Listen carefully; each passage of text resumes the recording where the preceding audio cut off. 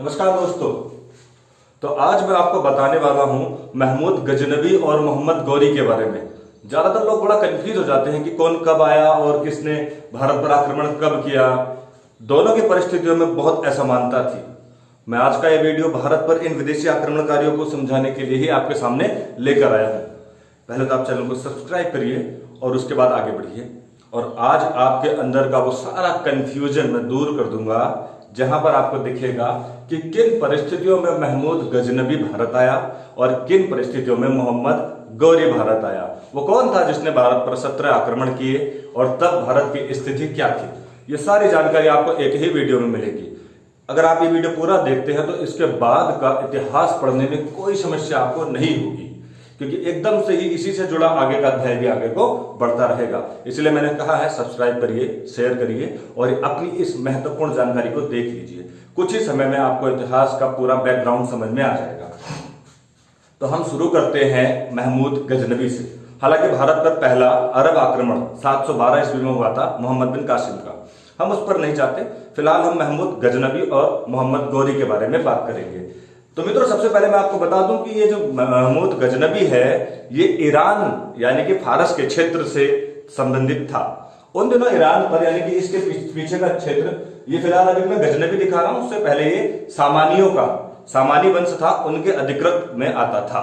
मैं बात कर रहा हूं सन 950 के बाद की, 950 के बाद की। उससे पहले यहां पर अब्बासी साम्राज्य का विस्तार था। तो फिलहाल हम ज्यादा पीछे नहीं जा रहे। उसके बाद की मैं बात कर रहा हूं कि ईरान जो खुरासान का क्षेत्र है वो पूर्वी ईरान का क्षेत्र कहलाता था। ये वाला ये पूर्वी ईरान का क्षेत्र था। ये गजनी है, यहीं पर है काबुल, ये काबुल है, देख जाइए। ये अफगानिस्तान का क्षेत्र है, ये पाकिस्तान का है। पहले मैं आपको क्षेत्र बता देता हूं। ये सिंध का क्षेत्र है, जो आप नीचे देख रहे हैं ना, गुजरात और राजस्थान की सीमा से जो पाकिस्तानी क्षेत्र लगा है ये सिंध का क्षेत्र है। ठीक। जो मोहम्मद बिन कासिम ने 712 पर आक्रमण किया था वो सिंध के क्षेत्र से ही किया था, यहां से, क्योंकि ऊपर हिमालय क्षेत्र था, ऊंची ऊंची पहाड़ियां थी। तो उत्तर पश्चिम से भारत पर आक्रमण करना बिल्कुल भी संभव नहीं था। ये तो इसके बाद गोमल दर्रे का पता चला और कुछ अन्य चीजों का पता चला तो हमें ये सारी जानकारी मिलती है। तो यहां पर पूरा सामान्य साम्राज्य हुआ करता था। उसी सामान्य साम्राज्य में एक था अल्पतगीन। ध्यान से सुनिए, अल्पतगीन सन 950 ईस्वी तक। देखिए कितना बड़ा साम्राज्य था उस समय। भारत पर ये छोटे छोटे राजवंश थे। देखिए इतनी बड़ा साम्राज्य नहीं था। तो भारत के छोटे छोटे साम्राज्य थे, लेकिन ये राजपूत बड़े शक्तिशाली थे। ये छोटे छोटे साम्राज्य होने के बावजूद इन्होंने कई सालों तक भारत की पश्चिमी सीमा की हिफाजत की और किसी भी अरब या तुर्क आक्रमणकारी को भारत में कामयाब नहीं होने दिया। आपको मैं अगर ये चीज सब्जेक्ट समझा रहा हूं तो आपको हर चीज में बता देता हूं कि तुर्क साम्राज्य से सीधे संबंध ये नहीं है कि तुर्की के लोग, तुर्की तो काफी पश्चिम में है। आपने देखा होगा उसको यूरोप का मरीज कहा जाता है। एक और देश अगर आप मानचित्र में देखेंगे तो तुर्कमेनिस्तान, ये हो सकता है उस क्षेत्र के तुर्क कहलाते हों। उसी के नजदीक उज्बेकिस्तान, ताजिकिस्तान भी हैं। तो आप अपने मन से ये भ्रम भी हटा लीजिए कि जहां पर मैं तुर्क शब्द का इस्तेमाल करूंगा वो तुर्की के होंगे, बिल्कुल नहीं। हाँ, अरब, सऊदी अरब और पश्चिम का क्षेत्र है। एक बार आप वर्ल्ड विश्व मानचित्र देखकर अपने इस भ्रम को भी दूर कर लेना, ठीक है। तो ये खुरासान का क्षेत्र यानी पूर्वी ईरान का, और ईरान की पूर्वी ईरान की सीमा से लगा है अफगानिस्तान का क्षेत्र। इस क्षेत्र पर सामानियों का कब्जा हो गया था। सामान्य के इस क्षेत्र में मैं आपको बता दूं कौन कौन लोग रहते थे। सामान्यों के इस क्षेत्र में गैर इस्लामिक लोग भी रहते थे। ध्यान से सुनिए, गैर इस्लामिक में हिंदू और बौद्ध लोग भी सम्मिलित थे। अब चूंकि आपको पता है इससे पहले ये क्षेत्र, हिंदू कुश का क्षेत्र, भारत के अधीन कभी रहा था अशोक के समय में। तो यहाँ पर बौद्धियों की भी अच्छी खासी संख्या थी और हिंदू तो यहाँ पर पहले से ही थे। तो क्या उन समुदाय को जब सामान्यों का साम्राज्य हो गया, जो ज्यादातर मुस्लिम संप्रदाय से थे, तो वहां पर इनको जिम्मी कहा जाता था, जो गैर इस्लामिक थे। और ऐसा नहीं था कि इनको अधिकार नहीं थे, इनको अपना साम्राज्य पर पूर्णतः अधिकार थे। मात्र जजिया इनसे लिया जाता था। जजिया मतलब एक धार्मिक कर। उसके अतिरिक्त ज्यादा पाबंदियां गैर जिम्मी लोग, जो जिम्मी लोग थे, इन पर नहीं थी। तो आप इस चीज को भी जोड़ते जाइए। तो सामान्यों में ही अल्पतगीन ने विद्रोह किया और अल्पतगीन ने अपने साम्राज्य के बारे में सोचना शुरू किया। तब ये वो दौर था 950 ईस्वी के बाद, जब सामानी यहां पर कमजोर पड़ने लगे। उसका फायदा उठाया सुबुक्तगीन ने। अल्पतगीन का एक गुलाम था सुबुक्तगीन। देखते जाइए आप, सुबुक्तगीन की मैं बात कर रहा हूं। सुबुक्तगीन ने क्या किया, इस क्षेत्र पर सुबुक्तगीन ने अपना प्रभुत्व स्थापित किया। गजनी के साम्राज्य को आप गौर से देखिए। सुबुक्तगीन अल्पतगीन का गुलाम था, उसने सामानियों का पूरी तरह से सफाया कर दिया। 970 ईस्वी के बाद ऐसी घटना यहाँ पर नॉर्मली होने लगी। 986 ईस्वी में क्या होता है कि देखिए सामानियों का, ये थे सामानियों को हटाते ही अल्पतगीन ने गजनबी वंश की स्थापना कर दी थी। ध्यान से सुनिए, सामानियों का खत्म, जहां से मैंने अल्पतगीन का नाम लिया वहां से गजनी साम्राज्य स्थापित हो गया। क्योंकि ये उन दोनों गजनी में थे, गजनी और काबुल इस क्षेत्र में थे, वहां से अपने राज्य का ये विस्तार करने लगे। अभी आप देखेंगे कि सुबुक्तगीन राज्य के विस्तार के लिए आगे बढ़ेगा। तब भारत में इस क्षेत्र में पंजाब और अफगानिस्तान के इस क्षेत्र में हिंदू शाही राजा हुआ करते थे, यानी कि हिंदुओं का राजा राज्य यहां पर हुआ करता था। उन्हीं में से एक था जयपाल। जयपाल था 986 ईस्वी में सुबुक्तगीन का सीधे सामना होता है जयपाल से, और जयपाल उस युद्ध में हार जाता है। तो यही तो देखिए आक्रमण की शुरुआत हुई ना महमूद गजनबी की। उससे पूर्व उसके पिता सुबुक्तगीन ने सन 986 ईस्वी में यहाँ के हिंदू शाही राजा को हरा दिया। हालांकि यहाँ पर एकजुटता दिखानी थी, लेकिन तब भारत के राज्य छोटे छोटे हिस्सों में बटे हुए थे।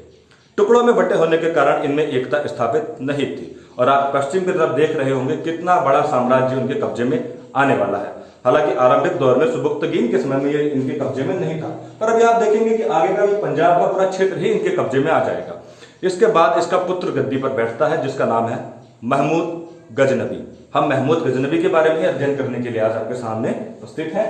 तो देखिए महमूद गजनबी के पिता सुबुक्तगीन ने जयपाल को हराया। सन 1001 ईस्वी की घटना है।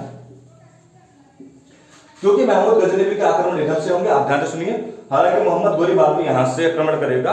हम इस वीडियो के अंत में एक कंपेयर भी करेंगे मोहम्मद गौरी और महमूद गजनबी के बीच में। तो फिलहाल हम अध्ययन कर रहे हैं महमूद गजनबी का। ये वही तो है जिसने 17 बार भारत पर आक्रमण किया। इसके पीछे का बैकग्राउंड देखिए, इसके पीछे बहुत बड़ा साम्राज्य है, बहुत शक्तिशाली ये सेना है।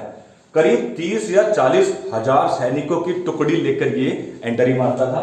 1001 ईस्वी में इसने फिर से जयपाल के क्षेत्र पर कब्जा करने की कोशिश की। पंजाब के क्षेत्र पर था जयपाल, यानी कि भारतीय सीमा पर प्रवेश की ये शुरुआत हो गई है। पंजाब नहीं, देखिए ज्यादातर उस समय पर लाहौर, पेशावर, ये क्षेत्र उसी क्षेत्र में पड़ते थे। 1001 ईस्वी में इसने जयपाल को फिर से हराया। पहले सुबुक्तगीन ने हराया 986 में, और 1001 ईस्वी में उसके पुत्र ने जयपाल को हरा दिया। माना जाता है कि जयपाल ने, क्योंकि राजपूतों के बारे में आपको एक बात बताऊं कि राजपूत पीछे हटना नहीं जानते थे। राजपूत अपने क्षेत्र से पीछे हटने को अपना अपमान समझते थे। अभी जौहर की कथाएं भी मैं आगे की वीडियोस में आपको बताऊंगा, तो राजपूतों के इस महत्वपूर्ण त्याग और पराक्रम को आप निश्चित तौर पर जानते जाएंगे। उससे क्या हुआ कि जयपाल को यह बड़ी शर्मिंदगी लगी कि पहले पिता ने हराया, फिर पुत्र ने हराया। तो ऐसा माना जाता है कि एक चिता में जाकर जिंदा अपने आप को उसने मार दिया, यानी कि उसने आत्महत्या कर ली। उसका बदला लेने के लिए 1008 ईस्वी में उसका पुत्र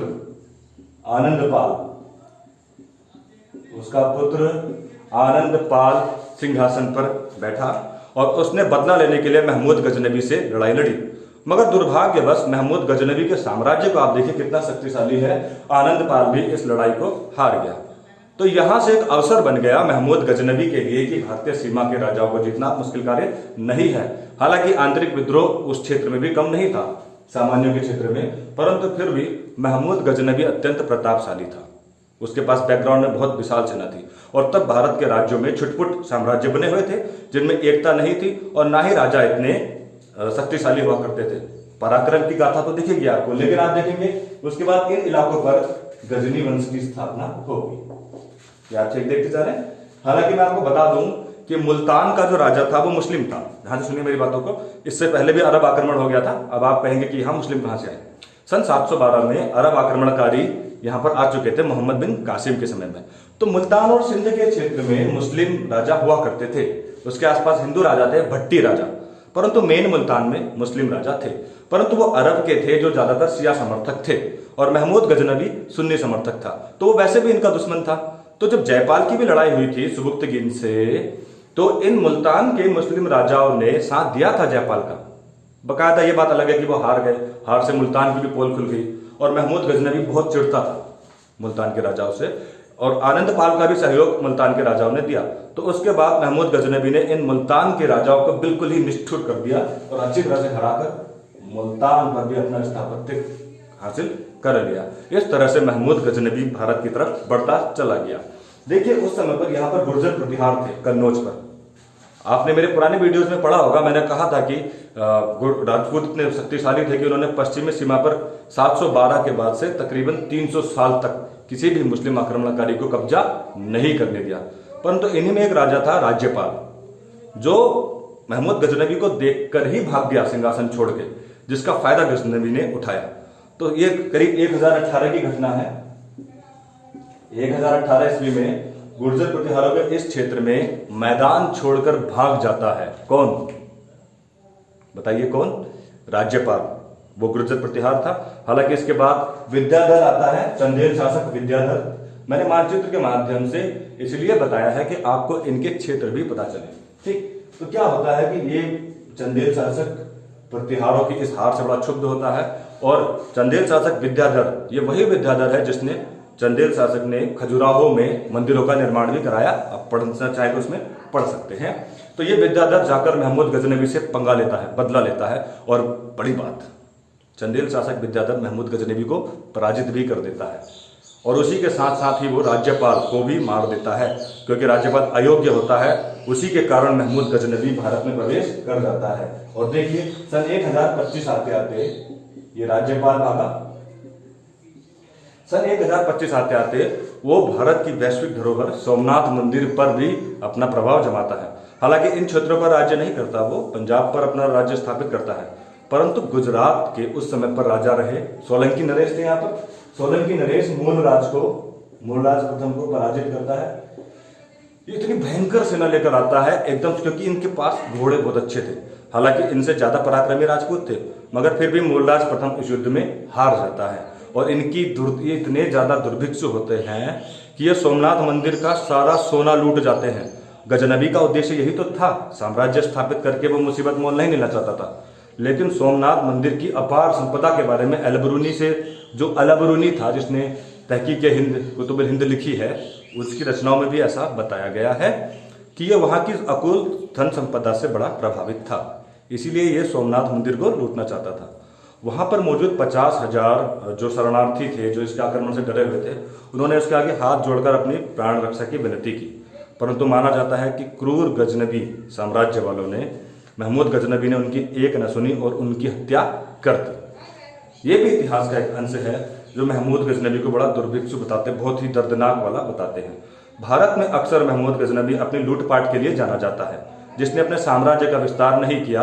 इतने बड़े साम्राज्य पर वो लूट ही करता रहा, आप देखते जाएंगे। इसके बाद उसने चंदेल शासकों को भी हराया। अंतिम युद्ध उसका आगरा में हुआ। आगरा में युद्ध के बाद वो चला गया और सन 1030 में जाकर के उसकी मृत्यु हो जाती है। ये तो था महमूद गजनबी का एक अध्याय है। हाँ, महमूद गजनबी के बारे में जब आप बात करेंगे, हम उसको एक जो भी मानते हैं लुटेरा, लेकिन वहां के जो लोग थे, जो गजनबी के क्षेत्र थे, उनके लिए वो एक मूर्ति भंजक की तरह साबित हुआ। उस समय पर उसने कई गैर इस्लामिक लोगों के खिलाफ अभियान चलाए।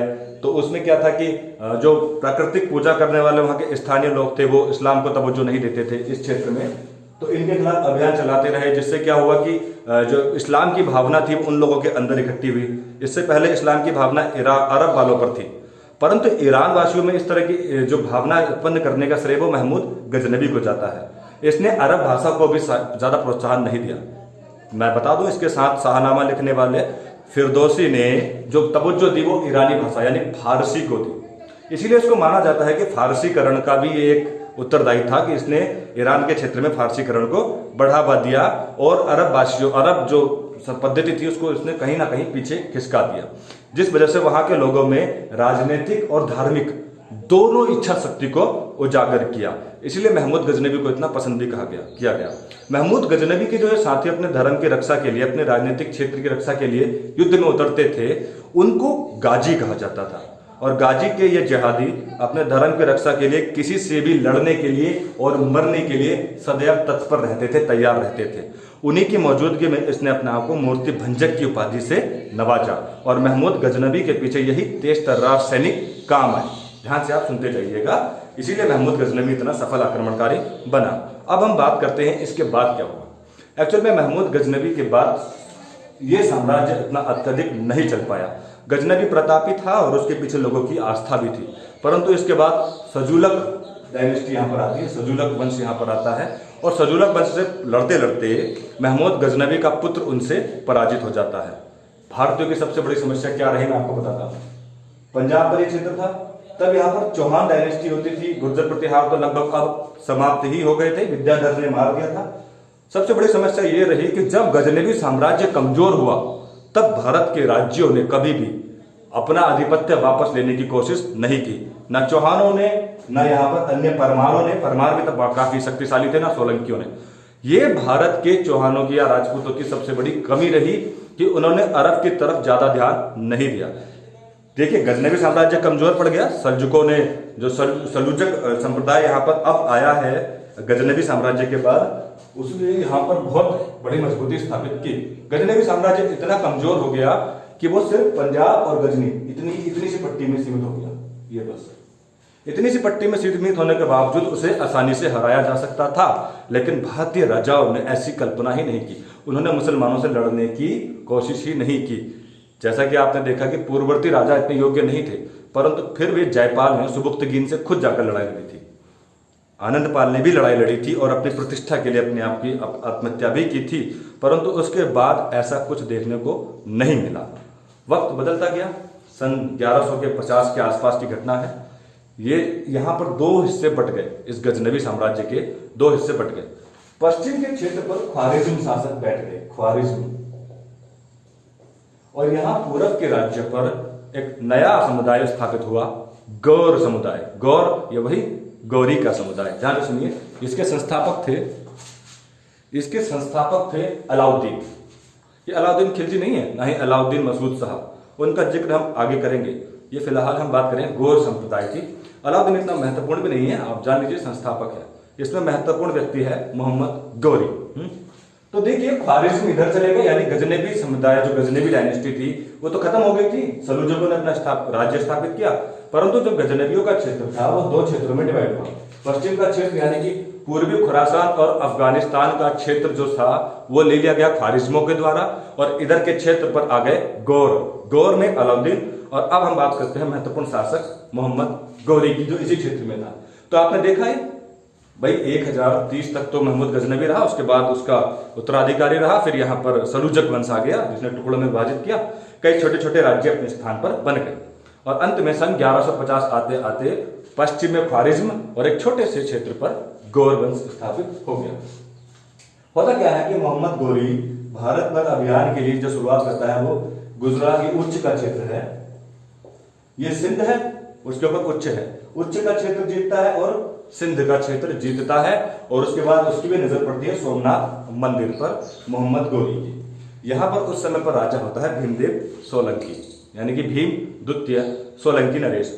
तो यहाँ पर 1178 में एक युद्ध होता है और उस 1178 के युद्ध में मोहम्मद गौरी पराजित हो जाता है। देखिए, आपने महमूद गजनवी के बारे में ऐसा नहीं सुना होगा कि उसने जयपाल को हराया, आनंदपाल को हराया, लेकिन पहला ही आक्रमण फेल हो गया मोहम्मद गौरी का, तो यहां से वो कामयाब नहीं होता है। हालांकि इस समय की परिस्थितियां अलग है। जब महमूद गजनवी ने आक्रमण किया था तो छोटे छोटे साम्राज्य थे और वो इतने शक्तिशाली भी नहीं थे, लेकिन अब मोहम्मद गौरी के समय में देखिए आप, सोलंकियों ने हरा दिया और उधर पृथ्वीराज चौहान बैठा है। ठीक है, ये तो साम्राज्य अब यहाँ पर नहीं रहा, गुर्जर प्रतिहार चौहानों का यही इतना बढ़ गया है, चौहान समुदाय इतना ही इलाका बढ़ गया है। इधर है गहड़वाल नरेश, और गहड़वालों में भी गोविंद चंद्र उस समय पर बड़ा शक्तिशाली हुआ करता था। गोविंद चंद्र शक्तिशाली था, हालांकि उसका उत्तराधिकारी जयचंद, जिसने धोखा दिया था पृथ्वीराज चौहान को, साथ नहीं दिया था, वो उतना योग्य और शक्तिशाली नहीं था। ठीक, चलिए अब हम बात कर रहे हैं मोहम्मद गौरी के बारे में। ठीक, तो देखिए गौरी, यहाँ पर आप देख रहे हैं इस क्षेत्र में पंजाब और मुल्तान, मैंने कहा था कि ये बड़ी कमी रही कि ना चौहानों ने ना किसी राजपूत शक्ति ने इस पर अपना आधिपत्य जमाने की कोशिश की। ठीक, ये कमियों में से एक शामिल था। राजपूतों की अगर मैं बात करूं तो राजपूतों के बाद जो सेना होती थी, उस सेना में जो राजपूत थे अपने ही रिश्तेदारों को मालिक बना दिया करते थे जमीन का, वो नीचे बाकी राजपूतों को जमीन दिया करते थे। उनका आधिपत्य जरूर था, लेकिन राजस्थान के उस क्षेत्र में मात्र 10 या 20% थे। हालांकि ऐसा माना जाता है कि मोहम्मद गौरी के साथ युद्ध में गैर राजपूत भी उनके साथ युद्ध में सम्मिलित हुए। ठीक, तो उनकी एक प्रवृत्ति थी, खासियत थी कि उनके पास जो जबर वक्त थे बड़े मजबूत थे। सैन्य प्रशिक्षण में वो पृथ्वीराज चौहान की जो राजपूत सेना थी वो मोहम्मद गौरी से कहीं ज्यादा प्रशिक्षित थी, योग्य थी। तो 1178 के बाद पृथ्वीराज चौहान ने देखिए यहाँ पर अपने सैनिक अभियान को बढ़ाते हुए सोलंकी नरेश को भी पराजित किया। वही भीमदेव सोलंकी को जिसने मोहम्मद गौरी को पराजित किया, उसे पृथ्वीराज चौहान ने भी पराजित किया। तो आप देख सकते हैं इस पराक्रम को। अब युद्ध में क्या हुआ, 1191 में मोहम्मद गौरी के सामने तराइन का युद्ध होता है। उस तराइन के युद्ध में मोहम्मद गौरी के सामने थे पृथ्वीराज चौहान। मैं आपको बता दूं कि जब भीमदेव सोलंकी ने 1178 में हराया था इसको, गौरी को, तो गौरी की जान बचाना भारी पड़ गया था, बड़ी मुश्किल से भागा था। लेकिन ये फिर से भिड़ गया 1191 में किसके साथ, पृथ्वीराज चौहान के। इस युद्ध में पृथ्वीराज चौहान ने बहुत दुर्दशा कर दी इसकी, मोहम्मद गौरी की। मतलब कि आप समझ लीजिए कि एक खलजी शासक ने इसको बचा लिया, वरना मर गया होता।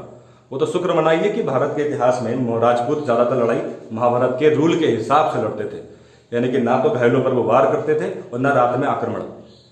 अब एक और गलती रही राजपूतों की, उन्होंने मोहम्मद गौरी को जिंदा जाने दिया और उन्होंने ये सोचा कि जैसे ही आक्रमण करते हैं अरब वाले या तुर्क वाले, ये तो ऐसे ही कि नॉर्मल आक्रमण होगा, ऐसा समझा उन्होंने और ज्यादा गंभीरता नहीं दी, उसको वापस पंजाब का राज्य करने दिया।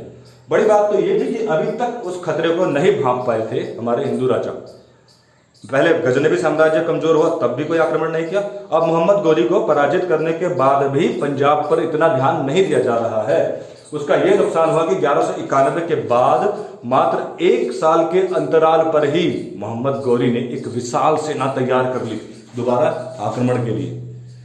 पृथ्वीराज चौहान को लगता था ऐसा नहीं होगा, लेकिन 1 साल के अंदर 1,20,000 सैनिकों के साथ मोहम्मद गौरी फिर से मैदान तराइन का, और तराइन की दूसरी लड़ाई 1192 में, सुनिए आप, 1192 में माना जाता है कि उस लड़ाई को लगभग जीत ही गया था पृथ्वीराज चौहान, और जीत के जश्न ही मना रहे थे कि मोहम्मद गौरी की कूटनीति काम आई। हारा हुआ मोहम्मद गौरी जीत के जश्न में बीच में आया और अपनी 5वें जत्थे के रूप में उसने आक्रमण कर दिया और मोहम्मद गौरी ने अटैक करके चौहानों की 3 लाख सैनिकों की सेना को हराया। अब आप बताइए, पराक्रम भी ज्यादा था लेकिन संगठित नहीं थी, केंद्रीयकरण नहीं था। मोहम्मद गौरी की सेना पर केंद्रीयकरण था कि एक आदेश पर सब चलते थे। पृथ्वीराज चौहान ने उस समय पर सहयोग भी मांगा था राजपूतों से। ऐसा भी माना जाता है कि उसको सहयोग मिला, लेकिन जयचंद जो कन्नौज के राजा थे, गढ़वाल नरेश, जयचंद की पुत्री संयोगिता को पृथ्वीराज चौहान स्वयंवर से अपहरण कर ले गया था, जिस कारण इनकी पुरानी भी प्रतिद्वंदता थी कि आस पड़ोस के राज्य हैं, लड़ते भी थे। जयचंद से भी सहयोग मांगा था पृथ्वीराज चौहान ने गौरी के खिलाफ, परंतु जयचंद ने सहयोग नहीं दिया।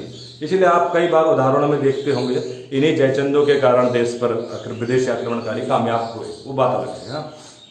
तो अब क्या हुआ 1192 के बाद, 1192 में पृथ्वीराज चौहान की हार हो जाती है। पृथ्वीराज रासो लिखने वाले चंद्रबरदाई ने इसका ज्यादा उल्लेख नहीं किया, बल्कि जय नायक ने पृथ्वीराज विजय में जिक्र किया है। आप मेरे पिछले वीडियो को देखिए, उसमें मैंने इसके बारे में अध्ययन किया है। तो मैं इस तराइन के युद्ध के बारे में ज्यादा बात अब नहीं करता हूं। तो 1192 के बाद 1194 में 1194 मोहम्मद गौरी की सेना आगे बढ़ी और यहां पर देखिए गढ़वाल नरेश जयचंद जिसने साथ नहीं दिया था, यानी कि आप यही कह सकते हैं कि साथ ना देकर उसने मोहम्मद गौरी का ही साथ दिया। 1100 चंदावर के युद्ध में गौरी जब आगे बढ़ा 1194 में, 1192 में चौहान इलाका छीना तराइन के युद्ध में, और 1194 में कन्नौज का इलाका जीतकर अपनी काबिलियत को दिखाया और चंदावर के युद्ध में जयचंद की हार हो गई। 1,20,000 की सैनिक थी, 3 लाख की सेना से लड़ाई हुई थी। उतना भीषण युद्ध तो नहीं था, परंतु फिर भी माना जाता है कि जयचंद ने भी गौरी को लगभग मार ही दिया था, परंतु ये किस्मत का बड़ा धनी निकला और मैदान के क्षेत्र में आगे निकल गया। अब इसके बाद की कहानी मैं आपको बताऊंगा जब कुतुबुद्दीन ऐबक पढ़ाऊंगा। बहुत बड़ी कहानी है ये। बख्तियार खिलजी ने किस तरह से विक्रमशिला मंदिर को तोड़ा। गौरी और गजनवी के बारे में हमें बात करनी थी, इसके बाद इसके गुलामों के बारे में बात करेंगे और फिर हम बात करेंगे दिल्ली सल्तनत को। तो आप इसको देखते जाइए। एक अंतर मैं आपको बता दूं गजनवी और गौरी में क्या था। हालांकि गजनवी ज्यादा शक्तिशाली क्यों था, क्योंकि उसके पीछे बहुत बड़ा साम्राज्य था। मोहम्मद गौरी के पास उतना बड़ा साम्राज्य नहीं था। गजनवी युद्ध में बहुत कम पराजित हुआ, गौरी तो ज्यादातर पराजित भी हुआ। गौरी उसको ज्यादातर दया पे छोड़ा गया या किस्मत से वो बचा। ये भी एक बड़ी बात है कि कभी उसको भीमदेव सोलंकी से बाल बाल बचा, पृथ्वीराज चौहान ने छोड़ दिया, जयचंद्र से भी उसकी मृत्यु होते होते बची। तो ये कुछ रिजल्ट थे जो बताते नहीं है कि गौरी शायद उतना प्रभावशील ना रहा हो, परंतु गौरी यहाँ पर साम्राज्य का विस्तार करके गया, गजनबी यहाँ पर लूटपाट करके गया। उद्देश्यों में भी थोड़ा अंतर है, क्योंकि आपने देखा है ना, मोहम्मद गौरी के बाद ही दिल्ली सल्तनत स्थापित हुई, उन्हीं के गुलामों ने यहाँ पर राज किया। बल्कि महमूद गजनबी तो पंजाब पर ही सीमित रह गया था, उसने राजस्थान जीता, गुजरात जीता, लेकिन यहाँ पर कहीं पर भी अपने साम्राज्य का विस्तार नहीं किया। एक और कंडीशंस थी कि महमूद गजनबी के समय में साम्राज्य बहुत कमजोर थे, भारत के छोटे छोटे राजा थे। आनंदपाल जयपाल भी इतने शक्तिशाली नहीं थे, पराक्रम जरूर दिखाया, लेकिन मोहम्मद गौरी के समय में Prithviraj Chauhan, Chauhan dynasty, Parmar dynasty, Solanki dynasty बहुत मजबूत थे। एक ये भी रीजन था कि मोहम्मद गौरी को मुकाबला भी बड़े तगड़े राजवंशों से करना पड़ा, जबकि खुद का साम्राज्य उसका इतना बड़ा नहीं था जितना गजनबी का था। इसलिए इन दोनों का खास तौर पर आप कंपेयर नहीं कर सकते। अब इसके बारे में हम आगामी वीडियो में भी बात करेंगे। अब चूंकि ये वीडियो बहुत लंबा होता जा रहा है, फिलहाल आपने जो पढ़ा उसको देखिए, और फिलहाल अब हम इसके बाद बात करेंगे किस तरह से मुस्लिम आक्रमणकारियों ने भारत में अपने राज्य का विस्तार किया। तब तक आपको ये वीडियो कैसी लगी मुझे जरूर बताइए। धन्यवाद।